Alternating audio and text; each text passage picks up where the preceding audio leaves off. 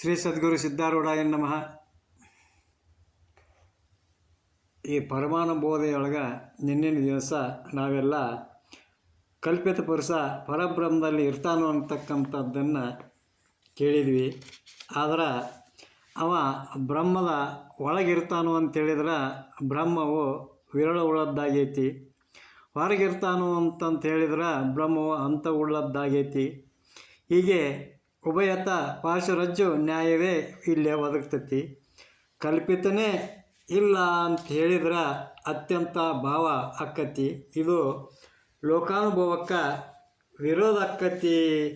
ಇದಕ್ಕೆ ಗತಿ ಏನು ಅಂತೇಳಿ ಪ್ರಶ್ನೆ ಮಾಡಿದ್ರೆ ಆವಾಗ ಹೇಳ್ತಾರೆ, ನಾವು ಒಳಗೂ ಹೊರಗೂ ಇರುತ್ತಾನೆ ಅಂತೇಳಿ ಹೇಳೋದಿಲ್ಲ, ಕಿಂತು ಅನಿರ್ವಚನಾಗಿರ್ತಾನೋ ಅಂತಕ್ಕಂಥದ್ದನ್ನು ಹೇಳ್ತಾ ಅದಕ್ಕೆ ಉತ್ತರವನ್ನು ಹೇಳ್ತಾರೆ. ಜನನೀಯ ಗರ್ಭಧಾರ್ಭಕನ ಓಲಪ್ಪಿನ ತನುಜನಂತೊಳ ಹೊರಗಿರು ತೀರ್ಪ ನೆನಲಾಗದ ವಿರಳಾನಂತ ಚಿದ್ಗಣದೊಳಂಗಣೆ ಖುಷಿ ಕಲ್ಪಿತ ಜೀವನು ಅಂತೇಳಿ ಹೇಳ್ತಾರೆ. ತಾತ್ಪರ್ಯ ಏನಪ್ಪ ಅಂದ್ರೆ, ತಾಯಿ ಹೊಟ್ಟೆಯೊಳಗಿನ ಕೂಸಿನಂಗೆ ಪರಬ್ರಹ್ಮದಲ್ಲಿ ಕಲ್ಪಿತ ಒಳಗಿರ್ತಾನೋ ಅಂತೇಳಿ ಹೇಳಕ್ಕೆ ಬರೋದಿಲ್ಲ. ಯಾಕಂದ್ರೆ ಬ್ರಹ್ಮವು ಅವಿರಳವಾಗೈತಿ. ಎತ್ತಿಕೊಂಡಂಥ ಕೂಸಿನ ಹಾಗೆ ಬ್ರಹ್ಮದ ಹೊರಗೆ ಇರ್ತಾನೋ ಅಂತೇಳಿ ಹೇಳಕ್ಕೂ ಬರೋದಿಲ್ಲ. ಯಾಕಂದ್ರೆ ಬ್ರಹ್ಮವು ಅನಂತವಾಗೈತಿ. ಆದ್ದರಿಂದ ಒಳಗಾಗಲಿ ಹೊರಗಾಗಲಿ ಇರ್ತಾನೋ ಅಂತೇಳಿ ಹೇಳೋದಾಗೋದಿಲ್ಲ. ಯಾಕಂದ್ರೆ ಆ ಕಲ್ಪಿತ ಜೀವ ಅಧ್ಯಾಸವುಳ್ಳವನಾಗಿದ್ದಾನೋ, ಆದ್ದರಿಂದ ಆತ ಮಿಥ್ಯೆಯಾಗಿದ್ದಾನೋ ಅಂತ ಹೇಳ್ತಾ ಬಳಿಕ ಕಲ್ಪಿತ ಜೀವನು ಪರಬ್ರಹ್ಮದಲ್ಲಿ ಭಿನ್ನ ಅಭಿನ್ನ ಭಿನ್ನನೆಂದು ಹೇಳಲಿಕ್ಕೆ ಬರುವುದಿಲ್ಲ ಅಂತೇಳಿ ಹೇಳ್ತಾರೆ. ಚೆನ್ನೆ ವೇದಾನುಯುಕ್ತಿಯೊಳು ಪರೀಕ್ಷಿಸೆ ನನ್ನಿ ಎನಿಸುವ ಪರಮನೊಳು ಭಿನ್ನನು ಭಿನ್ನನು ಭಿನ್ನನೆಂದನ್ನಬಾರದು ಪುಷಿ ಜೀವನ. ಅಂದ್ರೆ ಪುಷಿಯಾದ ಜೀವನು ಸತ್ಯವಾದ ಪರಬ್ರಹ್ಮದೊಡನೆ ಭೇದ ಅಭೇದ ಭೇದ ಉಳ್ಳವನೆಂದು ಹೇಳಲಿಕ್ಕೆ ಬರೋದಿಲ್ಲ. ಯಾಕಂದ್ರೆ ಭಿನ್ನನೆಂತ ಹೇಳಿದ್ರೆ ಎರಡಾಗಿ ದ್ವೈತಾಪತ್ತಿ ಸಂಭವಿಸ್ತತಿ. ಅಭಿನ್ನ ಅಂತ ಹೇಳಿದ್ರೆ ಸತ್ಯ ಮಿಥ್ಯೆಗಳಿಗೆ ಅಭೇದ ಆಗುವುದಿಲ್ಲ.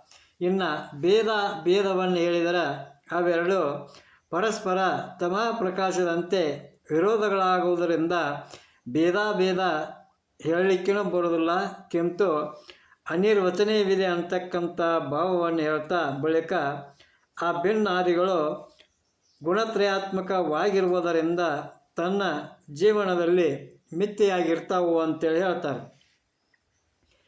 ಭಿನ್ನವೇ ತಮ ಒದ ಭಿನ್ನವೇ ಸತ್ವವೆನಿಪುದು ಭಿನ್ನವೇ ರಜೋಗುಣವಕ್ಕೂ ಉಣ್ಣಿಸಿ ನೋಡಲಿ ಕಾಂಡತ್ರಯಂಗಳ ಚಿನ್ನಿ ದಿನಿಪೇನಿತ ತನ್ನೊಳು ಮಿಥ್ಯೆ.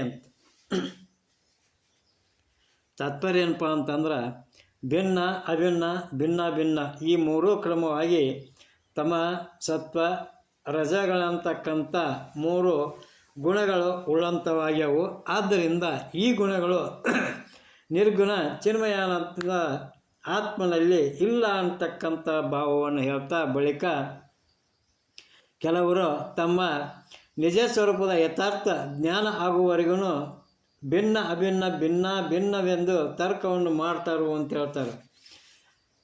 ಭಿನ್ನನುಮೆಂದು ಕೆಲವರು ವಿಚಾರಿಸಿ ಭಿನ್ನನುಮೆಂದು ಭಿನ್ನನುಮೆಂದು ಭಿನ್ನನದಿಂದೆ ತರ್ಕಿಪರಿ ವಿಕಲ್ಪನೆ ತನ್ನೊಳು ಪುಷಿ ಎಂದು ತಿಳಿವಲ್ಲ ಅಂತ ಹೇಳ್ತಾರೆ.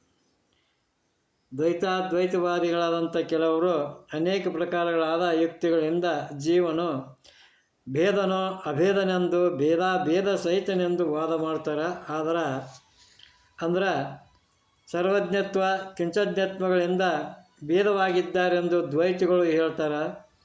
ಬಂದ ಕಾಲದಲ್ಲಿ ಜೀವನು ಪರಮಾತ್ಮನಿಗಿಂತಲೂ ಭಿನ್ನನು, ಮೋಕ್ಷ ಕಾಲದಲ್ಲಿ ಅಭಿಭಿನ್ನನೆಂದು ಕೆಲವರು ಹೇಳ್ತಾರೆ. ಇನ್ನು ಕೆಲವರು ಉಪಾಧಿಯಿಂದ ಬೇರೆಯಾಗಿ ತೋರಿದ್ರೂ ಕೂಡ ಸ್ವರೂಪತಃ ಅಭಿನ್ನನೆಂದು ಕೆಲವರು ಹೇಳ್ತಾರೆ. ಆದರೂ ತಮ್ಮ ನಿಜ ಸ್ವರೂಪದ ಜ್ಞಾನ ಆಗುವವರೆಗೂ ಈ ರೀತಿ ವಾದವನ್ನು ಮಾಡ್ತಾರೆ. ತಮ್ಮ ನಿಜ ಸ್ವರೂಪ ಜ್ಞಾನ ಆದ್ಮ್ಯಾಗ ವಾದ ಮಾಡುವುದಿಲ್ಲ ಅಂತಕ್ಕಂಥ ಭಾವವನ್ನು ಹೇಳಿದ ಬಳಿಕ ವಿಷಯದಲ್ಲಿ ತರ್ಕವು ಆ ವಿಚಾರ ಮೂಲಕ ಆಗಿರ್ತೈತಿ. ವಿಚಾರ ಮಾಡಿದ್ರೆ ಭಿನ್ನಾದಿ ಯಾವ ರೂಪದಿಂದಲೂ ಏನೂ ಹೇಳಲಿಕ್ಕೆ ಬರುವುದಿಲ್ಲ.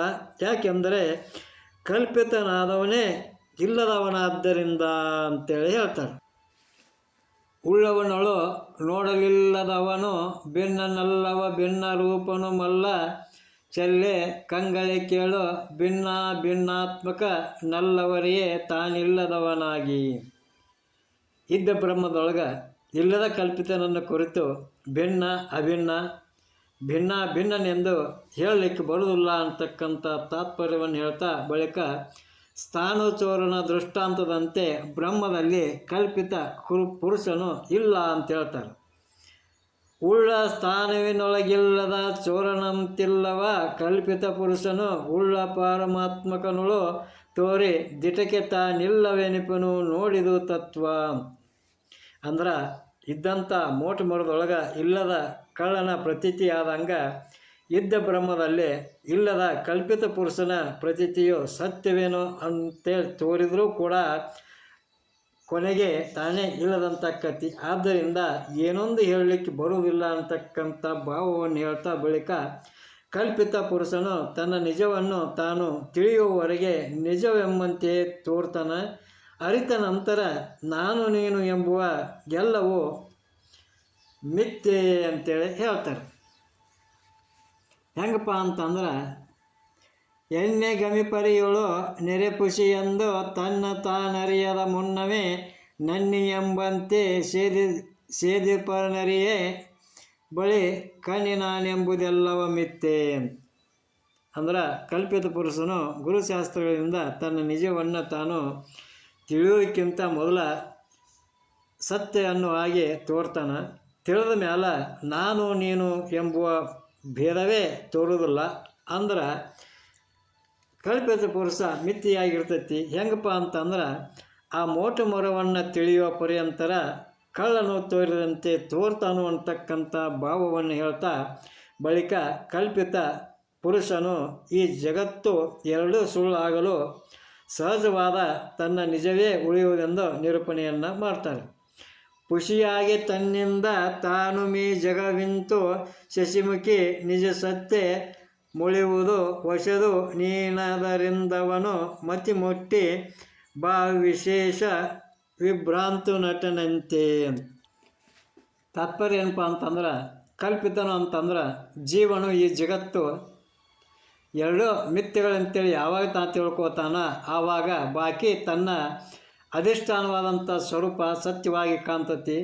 ಕಳ್ಳನು ಮಿಥ್ಯೆ ಎಂದು ತಿಳಿಯಲು ಮೋಟ ಮರವು ಸತ್ಯವಾಗಿ ಉಳಿಯುವಂತೆ ಒಬ್ಬನೊಬ್ಬ ಪುರುಷನು ವ್ಯಾಘ್ರವೇಷವನ್ನು ಧರಿಸಿ ತನ್ನನ್ನು ತಾನು ಮರೆತು ನಾವು ಹುಲಿಯದನೆ ತಿಳ್ಕೊಂಡು ಭ್ರಾಂತಿಯಿಂದ ಜನರನ್ನು ಪೀಡಿಸಾಗತ್ತಿದ.